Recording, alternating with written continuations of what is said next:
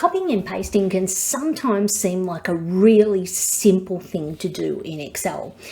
Now, what we're going to do here is we're going to try copying this data here into a Word document, and we're going to see the various options available and what each of the options mean.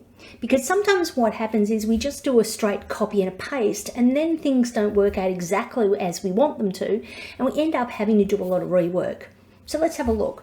First of all, I've highlighted the data that I want to copy out of Excel, and I can use any of the copying options. Control C, I can right click, or I could use the copy icon. Over here in my Word document, instead of just going paste, I'm going to click the drop arrow. Now here we have 6 main options. Let's watch what happens as I hover on each and get a live preview.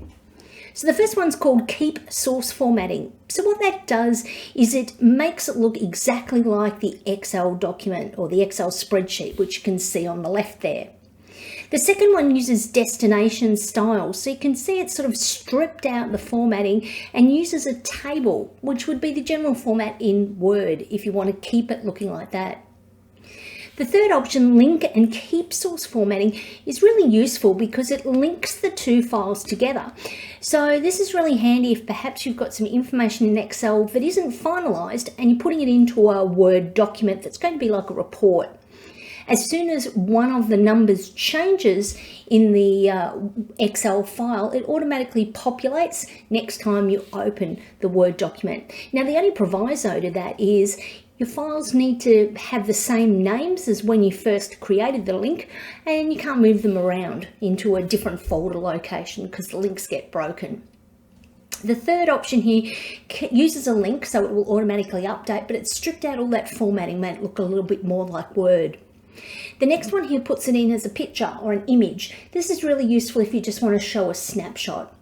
And the last one here, text only, strips out the columns and replaces it with tab stops, which would then need to format appropriately in Word. So you can see there you've got 6 different options. If you wanted it to look exactly the same and keep the link, you click this option and your data is now dropped in. So sometimes even the simplest things, just taking a moment to make a selection can make your life easier and save you with a whole lot of rework in Excel. So that's copying and pasting from Excel to Word.